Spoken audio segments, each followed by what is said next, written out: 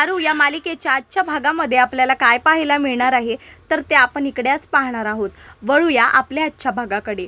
तर इकडे आदित्य हा घरी आलेला असतो आणि पाहतो की आजीची तब्येत ही खूपच जास्त बिघडली आहे। तो आजीकडे जातो, आजीला सांभाळतो आणि त्यासोबतच पारूची पण काळजी घेतो। पारूला येऊन तो सांगतो की मला असं वाटतंय की आजीची जी तब्येत आहे ती खूपच जास्त बिघडत चालली आहे, आपल्याला लवकरात लवकर त्यांच्या मुलाला इकडं बोलून घ्यायला हवं असं म्हणून तो पारूला सांगतो। त्यासोबतच इकडे पारू पण त्यांना सांगते की हो, लवकरात लवकर आजीच्या मुलाला आपल्याला बोलवायला पाहिजे म्हणून। त्यासोबतच इकडे आता आदित्य जो आहे तो पारूला म्हणतो की तू शिक, तू खूप चांगले मार्क काढ, तुझी परीक्षा आहे असं म्हणून तो तिला सांगतो। इकडे जी आजी आहे ती शांतपणे झोपलेली असते, तर आदित्य जो आहे तो पारूला शिकवायला सुरू करतो। तो खरं तर पारूला शिकवत असतो, पण पारूचं तर काहीच लक्ष लागत नाही। पारू ही तिच्या मनातच बोलत असते की मी शिकले आणि परीक्षेला बसले तरीसुद्धा आता काय बी फायदा होणार नाही, कारण की मला असं वाटतं की देवी आई ह्या ज्या आहेत त्या मला कधीच स्वीकारणार नाही, त्यांच्यासाठी मी त्यांना कधीच नको आहे आणि मी त्यांच्या आयुष्यात त्यांना कधीच नको आहे। पण तरीसुद्धा आदित्य सर हे मला शिकवत आहेत, एवढं मन लावून मला शिकवत आहेत, मी तरीसुद्धा चांगले मार्क हे काढून राहणारच आणि शिकणारच असं म्हणून ती बोलत असते। इकडे आदित्य पाहतो की पारूचं हे अभ्यासामध्ये काहीच लक्ष नाही आहे, म्हणूनच इकडे जी पारूला तो म्हणतो की तुला लक्ष नाही लागत आहे का, तुला झोप येते का, मी तुला पाणी आणून देऊ का असं म्हणून आदित्य हे पारूला विचारत असतो। तर इकडे पारू ही आदित्यला काहीच उत्तर देत नाही, कारण तिच्या मनामध्ये मात्र वेगळेच काही ना काहीतरी विचार हे चालू असतात। इकडे आदित्य जो आहे तो मनापासून खरं तर तिला शिकवायचा प्रयत्न करत असतो, पण पारूचं काही करेना लक्ष लागत नसतं। इकडे खरं तर पारूला असं वाटत असतं की आदित्य सरांनी काहीतरी झालं तरीसुद्धा जाऊन देवी आईकडे जाऊन राहावं, इकडे त्यांचे खूपच जास्त हाल होत आहेत आणि मला ते अजिबातच बघवत नाही आहेत असं म्हणून पारू ही स्वतःच्याच मनात वेगवेगळे जे विचार असते ते करत असते। इकडे खरं तर पारूला खरं तर आदित्यची अशी अवस्था अजिबातच बघवत नाही, तो खूपच जास्त एफर्ट्स घेत असतो तिच्यासाठी, ही गोष्ट पण आता पारूला बघवत नाही। इकडे आदित्य हा लगेचच पारूसाठी पाणी आणायला उठतो, कारण त्याला वाटतं की पारूचं लक्ष लागत नाही आहे, मला तिला पाणी आणून द्यायला पाहिजे असं म्हणून तो उठतो। दुसरीकडे इकडे किर्लोस्कर घरामध्ये टीव्हीवरती झळकती बातमी फिरते। प्रीतम येऊन सगळ्यांना सांगतो की तुम्ही सगळ्यांनी टीव्ही पाहिला का म्हणून, तेव्हा सगळेजण नाही म्हणतात, तर लगेचच प्रीतम जो आहे तो सगळ्यांना टीव्हीवरची जी झळकती बातमी असते ब्रेकिंग न्यूज ही सगळ्यांना दाखवतो। त्याच्यामध्ये ब्रेकिंग न्यूजमध्ये खरं तर दाखवतात की जे किर्लोस्कर कंपनी आहे त्याच्यामधले जे जुने इन्व्हेस्टर्स आहेत त्यांनी सगळ्यांनीच इन्व्हेस्टमेंट जी आहे ती काढली आहे, त्यांनी जुन्या इन्व्हेस्टरला त्यांच्या कंपनीमधून धडाधड काढून टाकलं आहे आणि त्यासोबतच तरीसुद्धा इतके इन्व्हेस्टर काढूनसुद्धाही किर्लोस्कर कंपनीचे शेअर्स हे पडले नाही आहेत, तर वाढतच चालली आहेत आणि त्याच्यासाठी नवीन इन्व्हेस्टर्स हे जे आहेत ते त्याच्यामध्ये इन्व्हेस्ट करायला पाहत आहेत असं म्हणून जे न्यूज आहे ती घरातले सगळेजण हे पाहत असतात। घरातले सगळेजण ती न्यूज पाहून सगळ्यांनाच प्रचंड आनंद होतो, सगळ्यांनाच ती न्यूज ही खूप आवडते। इथे जी अहिल्या देवी आहे त्यांना पण ती न्यूज पाहून खूपच आनंद होतो, कारण की त्यांच्या पण चांगल्याच होत असतं आणि हे सगळं फक्त आणि फक्त आदित्यमुळे झालेलं असतं हे पण त्यांना माहिती असतं। इकडे दुसरीकडे जेव्हा दिशा ही पाहतच असते तेव्हा दिशा ही म्हणते की जे लोक आपल्या कंपनीमध्ये राहून पण आपल्याशी दगाबाजी करतात, आपल्याला नको नको ते बोलतात आणि त्यासोबतच आपला अजिबातच विचार करत नाही, ते लोक कंपनीमध्ये अजिबातच नको, त्यांचं काही कामच नाही आहे। इकडे जो प्रीतम आहे तो खूपच जास्त खुश असतो, कारण ह्या सगळ्या गोष्टी ह्या त्याला माहिती असतात की ह्या सगळ्या गोष्टी कोणामुळे झालेल्या असतात, तर ह्या सगळ्या गोष्टी तर आदित्यमुळे झालेल्या असतात। तर इकडे जी अहिल्या देवी आहे ती प्रचंड दिशावरती चिडलेली असते, कारण तिला कुठे ना कुठेतरी वाटत असतं की या सगळ्या गोष्टीच्या मागे खरं तर दिशा आहे म्हणून।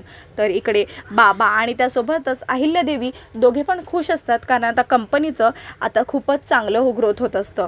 इथे खरं तर दामिनी ही खरं तर अहिल्याला सांगते की हे सगळं पारूनेच केलं असावं। तर दुसरीकडे जो आदित्य आहे तो घरोघरी जाऊन डिलिव्हरी देत असतो, कारण खरं तर तो एका डिलिव्हरी बॉयचं काम करत असतो। त्यासोबतच इकडे दुसरीकडे घरामध्ये पारू जी आहे ती अभ्यास करत असते. ती खरं तर फक्त अभ्यासच करत नसते तर आजीची सुद्धा काळजी घेत असते. इकडे अभ्यास करत करत ती मन लावून अभ्यास करते, कारण की तिला आता परीक्षेमध्ये पास व्हायचं असतं आणि नुसतं पास होऊन नसून तिला खूपच चांगले टक्के काढायचे असतात. इकडे आजी जी आहे ती खरं तर पारूकडून मदत घेण्यामध्ये तिला कसं तरी वाटत असतं, कारण ती खूपच जास्त आजारी असते आणि तिला अजिबातच आवडत नाही की ती पारूकडून मदत घेते म्हणून. इकडे पारू जी आहे ती आजीची काळजी घेऊन पुन्हा अभ्यासाला लागते आणि त्यासोबतच तिला आता खूपच चांगले असे मार्क काढायचे असतात.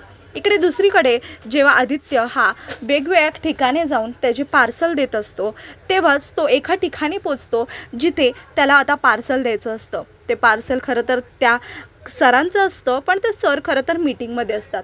तिकडची रिसेप्शनिस्ट जी असते ती म्हणते की तुम्हाला 5 मिनटं वेट करावं लागेल, कारण की सर जे आहेत ते मीटिंगमध्ये आहेत. इकडे आदित्य हा 5 मिनटं थांबतो आणि त्यासोबतच पुन्हा विचारतो की कुठे आहेत सर, ते कधी येतील, कारण की मला माझे दुसरे पार्सल पण द्यायचे आहेत आणि जर ते मी दुसरे नाही वेळेत दिले तर खरं तर मला पण ओरडा भेटेल, असं म्हणून तो सांगत असतो. इकडे खरं तर जी रिसेप्शनिस्ट असते ती म्हणते की थांबा जरा, मी सरांशी बोलते, असं म्हणून ती लगेचच सरांना कॉल करते. तर तिचे जे सर असतात ते खरं तर तिच्यावरच चिडतात. तिला म्हणतात की मी तुला थांब म्हणालो तर तुला थांबू शकत नाहीस का तू, माझं खूपच मोठी मीटिंग चालू आहे ना, या सगळ्या गोष्टी ह्या तिला सांगत असतो. इतक्यातच जेव्हा ती सर आतमध्ये जाते सरांना बोलवायला तर रिसेप्शनिस्ट जी जाते तर तिलासुद्धा ओरडा भेटतो आणि त्यासोबतच ते जे सर असतात ते खरं तर बाहेरसुद्धा येतात, कारण की त्याला कळतं की आदित्यनेच म्हणजे जो डिलिव्हरी बॉय त्यांच्यासाठी आला आहे त्यांनीच तिला आतमध्ये पाठवलेलं असतं. तो जो सर आहे तो खरं तर चिडतो आदित्यावर. त्याला बोलतो माझी खूपच इम्पॉर्टंट मीटिंग चालली आहे, हे मी तुम्हाला सांगितलं आणि हे कळत नाही का तुला, तू एक डिलिव्हरी बॉय आहेस, तुझी लायकी तरी काय आहे, असं म्हणून त्याला ओरडत असतो. इकडे जी पारू असते ती खरं तर मन लावून अभ्यासच करत असते, कारण काहीही करून आदित्यने सांगितलेलं असतं की तू जर घरी आहेस तू काहीही करून फक्त आणि फक्त अभ्यास करणार आहेस, असं म्हणून तिला थेटपणे सांगितलेलं असतं. इकडे जे सर असतात ते खरं तर आदित्यला त्यांच्या कॅबिनमध्ये घेऊन येतात. त्यांना म्हणतात हे बघ माझे इन्व्हेस्टर आहेत समोर, ह्यांच्यासमोर तू माझी लाज घालवलीस, आणि त्यासोबतच इथे ते ओढत आणतात आणि म्हणतात हे जे गॅजेट आहे हे मी त्यांना विकायचा प्रयत्न करतोय आणि तुझ्यामुळे मी आता ह्यांना हे विकू शकत नाही आहे. पुढच्या काही मिनटामध्ये तू लगेचच हे गॅजेट विकत त्यांना देऊन टाक, म्हणजे मी लगेचच माझा तुला ID पासवर्ड देतो, असं म्हणून ते त्याला सांगतात. इकडे आता आदित्य जो आहे तो खरं तर विचारात पडतो आणि त्याला असं असतं की माझं काय घेणं देणं नाही आहे तरीसुद्धा मी ह्या सगळ्या गोष्टींमध्ये का पडलो आहे, असं म्हणून त्याला असं वाटत असतं. इकडे जो आदित्य असतो आता त्याला टेन्शन आलेलं असतं आणि तो खरं तर आता त्याला काय करू ह्या विचारामध्ये असतो. ते जे सर असतात ते तर त्याला खूपच जास्त प्रेशर देत असतात की बघ ना बघ काय झालं, एक डिलिव्हरी बॉय आहेस, तुला कळत नाही का, तुला तुझ्या लायकीमध्ये राहायला पाहिजे आणि तू माझ्या डीलमध्ये येतोयस, असं म्हणून त्याला सांगत असतात. इकडे आदित्य जो आहे आता त्याचं प्रेशर चिडतो, त्याला आता खूपच जास्त राग येऊ लागतो. तो खरं तर ह्या टेन्शनमध्ये असतो की मला दुसरीकडे पण आता डिलिव्हरी द्यायची आहे. इतक्यातच तो तिकडे टेबलवर असलेलं ते गॅजेट उचलतो आणि त्यासोबतच ते गॅजेटला नीट आणि चांगल्या प्रकारे पाहू लागतो. ते गॅजेट पाहता क्षणी त्याला काहीतरी सुचतं, ज्याच्यावरती तिकडे समोर जे त्यांच्या कंपनीसाठी डील करणारे असतात ते बसलेले असतात. तर त्यांना म्हणतं की सर मी खरं तर तुम्हाला एक अंदाज देतो, मी तुम्हाला सांगतोय की हे जे गॅजेट आहे हे तुम्ही खरं तर नकाच विकत घेऊ, कारण की ह्यांची जी प्राईज आहे ती 3 कोटी आहे आणि हे तुम्हाला 5 कोटीमध्ये विकत आहेत आणि फ्युचरमध्ये जर हे मार्केटमध्ये आलंच तर ह्याची जी प्राईज आहे ती 7 कोटी होईल. म्हणूनच मी तुम्हाला एक बेस्ट आयडिया देतो की तुम्ही हे विकत घेऊ नका, असं म्हणून तो इन्व्हेस्टरला सांगत असतो. तर तिकडे बसलेला जो डीलरशिप आहे तो तर खरं तर त्याला म्हणतो की तुझी काय लायकी आहे, तू तर एक डिलिव्हरी बॉय आहेस आणि तू इतकं बोलतोयस, तुला अंदाज तरी आहे का ह्या गोष्टी कशा हँडल केल्या जातात आणि कशा नाही ते, आणि तू सरळ आम्हाला म्हणतोयस. इकडे आदित्य जो आहे तो म्हणतो की सर मी तुम्हाला सांगतोय की तुम्ही नका घेऊ विकत, कारण की हे जे गॅजेट आहे ते खरंच तुम्ही खूप डोकं लावून बनवलं आहे ह्यांनी.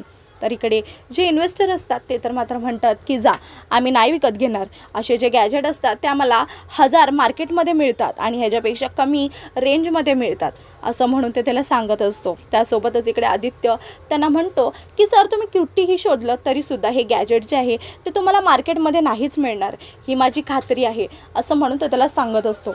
इकडे तो म्हणतो की सर खरं तर मला पण लेट होतो आहे आणि तुम्हाला पण तुमची जी डील आहे ती लवकरात लवकर आटपायची आहे, म्हणून मी तुम्हाला सांगतो आहे की तुम्ही नका घेऊ हे गॅजेट. खरं तर मी तुम्हाला आता सांगतो आहे की तुमच्याकडे 3 मिनटाचा वेळ आहे. त्या 3 मिनटामध्ये तुम्ही आता ठरवा की तुम्हाला हे गॅजेट घ्यायचं आहे की नाही घ्यायचं आहे म्हणून.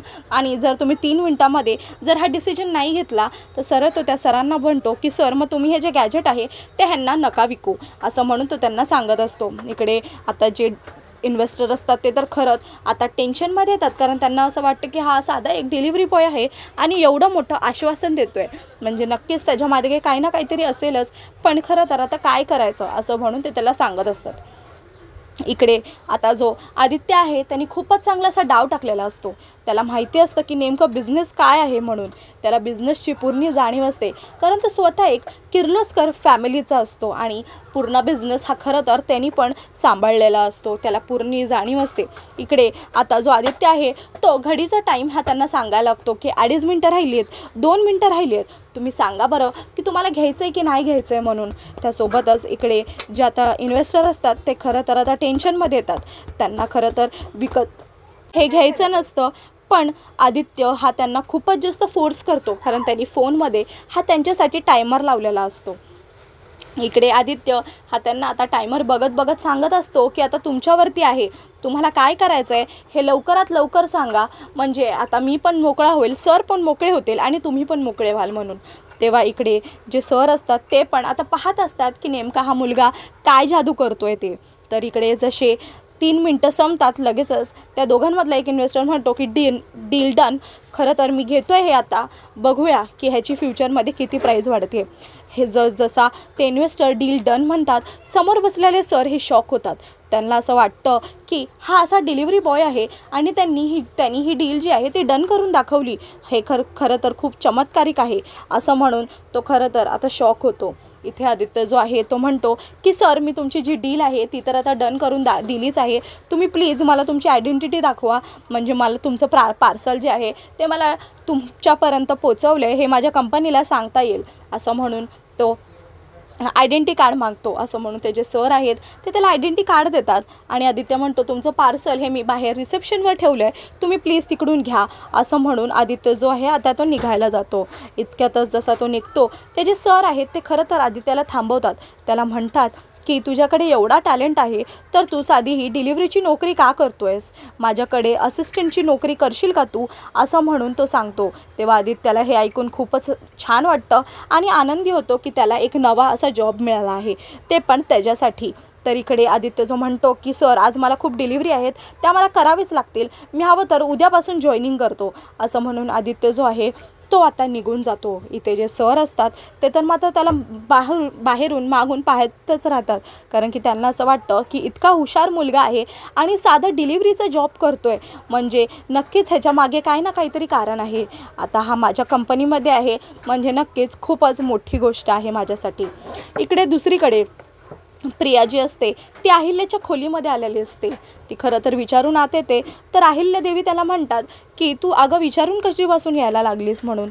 तेव्हा लगेचच प्रिया म्हणते की नाही असंच सहजच, म्हणजे तुम्हाला आवडेल ना आवडेल या गोष्टीवरती मला खात्री नाही, म्हणूनच मी तुम्हाला सरळ विचारलं, असं म्हणून इकडे जी प्रिया असते ती आता अहिल्यादेवींना म्हणते की तुम्ही जे त्यांना बोलवायचं ठरवलं आहे ते खरंच खूपच मोठी गोष्ट आहे, तुम्ही खूपच चांगला निर्णय घेतला आहे, असं म्हणून त्यांना सांगत असते. इकडे जी प्रिया असते तिला आता अहिल्यादेवी दुखवते, कारण तिला म्हणते मी खरं तर माझ्या मुलाला किंवा माझ्या सुनेला असं नाही बोलवलं आहे, मी खरं तर माझ्या कंपनीच्या हितचिंतकला जेवायला बोलवलं आहे, बाकी त्याच्यापुढे माझ्यासाठी तो कोणच नाही आहे, असं म्हणून प्रियाला ती सांगते. हे ऐकता क्षणी प्रिया जी आहे तिला शॉक बसतो, कारण की अहिल्या ही अशी बोलेल तिला या गोष्टीचा अंदाज नसतो. दुसरीकडे किचनमध्ये प्रिया आणि त्यासोबतच जे आहेत त्या पण मदत करत असतात, जेवण बनवायला रेडी करत असतात. तर इकडे त्यांची खरं तर तयारी सुरूच असते. दुसरीकडे अहिल्या जी प्रियाला बोलते हे खरं तर प्रियाच्या मनातून अजूनपर्यंत गेलेलं नसतं. प्रियाला तर त्या गोष्टी खऱ्याच वाटतात. इतक्यात अहिल्या जी आहे ती किचनमध्ये येते. खरं तर तिला पाहायचं असतं की नेमकं किचनमध्ये काय आणि किती तयारी झाली आहे जेवणाची म्हणून. इकडे अहिल्या ही खूपच जास्त एक्सायटेड असते, कारण आदित्य हा तिचाच मुलगा असतो आणि तो जेवायला घरी येणार असतो. ते खरं तर वेगवेगळे पदार्थाची नावं घेते आणि म्हणते की हे बनवा आणि हे नका बनवू, कारण की आदित्यला हे आवडतं आणि हे ते नाही आवडत म्हणून.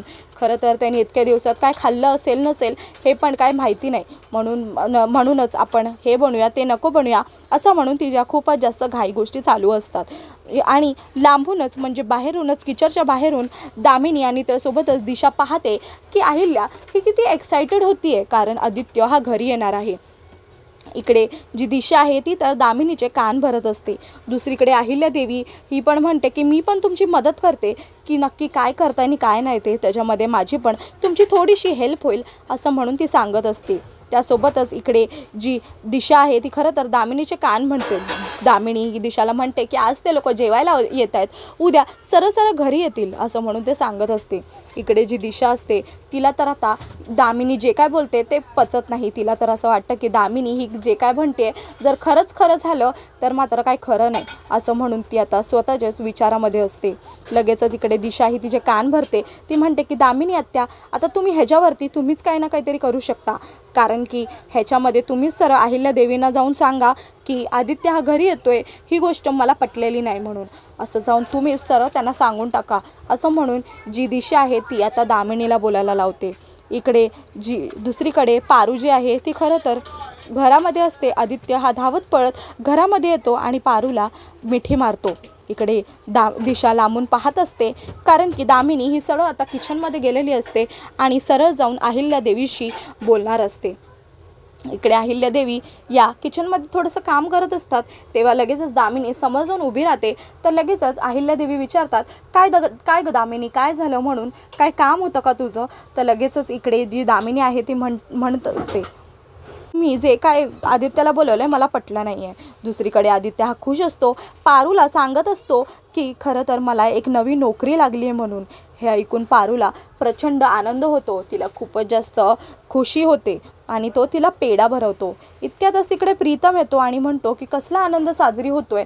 त्यासोबतच लगेचच हा जो आदित्य आहे त्याला पण सांगतो की मला नवी नोकरी लागली आहे म्हणून आम्ही बाहेर चाललोय जेवायला, तू पण चल माझ्यासोबत असं म्हणून त्याला सांगत असतो. इकडे लगेचच प्रीतम म्हणतो की वा, तुम्ही मला एक खूपच भारी अशी गुड न्यूज दिली आहे, तर मी पण आता तुम्हाला एक खूप भारी अशी गुड न्यूज देतो आणि त्यासोबतच तुमचा आनंद हा खरं तर डबल ट्रिपल होईल असे गुड न्यूज आहे असं म्हणून तो त्याला सांगत असतो. इकडे जो प्रीतम आहे तो खरं तर त्यांनी त्याच्यासाठी आणलेले जे शर्टचे बॅग्स असतात ते त्याला देतो आणि म्हणतो की हे आईने दिले तुझ्यासाठी असं म्हणून त्याला दाखवतो. इकडे जी पारू असते तिला आनंद होतो की खरं तर देवी आईंनी हे सगळे बॉक्सेस जे आहेत ते आदित्य सरांसाठी दिलेत म्हणून.